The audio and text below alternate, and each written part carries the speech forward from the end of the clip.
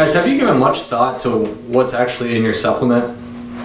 I'm Brian Klepacki, and one of my main concerns with people taking supplements is they're not taking the right product. Now, I'm not talking about should they be taking protein or creatine, but I'm actually concerned if what they're taking is what it says. Now, what the label says, that's one good way to see what you're taking, but I want you to take a step back and think what's actually in your protein. It says protein on the label, but is it really protein? One thing that you need to know is that supplements are not created equal. Recently, the New York State Attorney General did some sophisticated testing on the efficacy of supplements. His report concluded that major supplement retailers, GNC, Target, Walgreens, and Walmart, are selling herbal supplements that do not contain what the label says. And in those 4 retailers, they found that products they were selling did not contain any of the herbs that were on the labels. The test showed that the pills labeled medicinal herbs often contained a little more than cheap fillers like powdered rice, asparagus, and houseplants.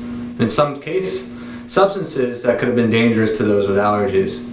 Now this should be alarming because this needs to be stopped.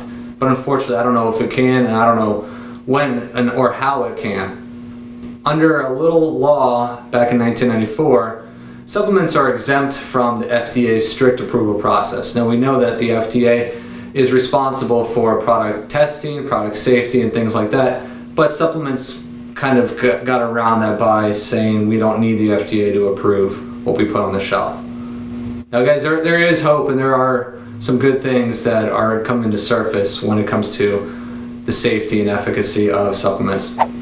GMP, good manufacturing process.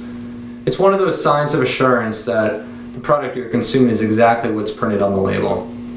Or CGMP, which means current good manufacturing practices. Now, to be labeled as GMP, regulatory agencies all throughout the world have set strict guidelines that must be followed.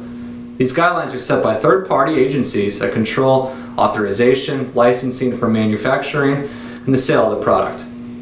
Also, within these guidelines are parameters for the use of high-quality ingredients that do not pose any risk to the consumer.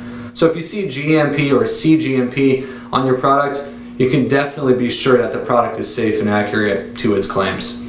Now, another label that you might see on your product is NSF. The NSF stands for National Sanitation Foundation. The NSF has been around since about 1944, and it's just another assurance that you can count your money on that what you're taking is exactly what it is.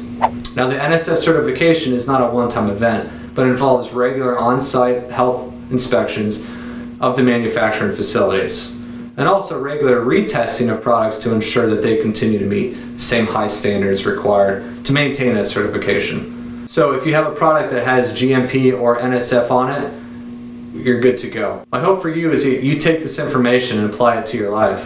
I'm not telling you what to do, but if you care about your health and well-being just as much as I do, you'll do whatever it takes to maintain levels of fitness, and in this instance, to use a safe supplement that has been verified to be true.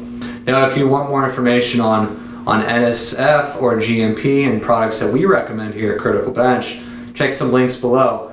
And guys, we only live once, so why not make the best of it? It all comes down to knowledge. Educate yourself, know what you're taking in your body, and then go from there and inform other people. Have a good day.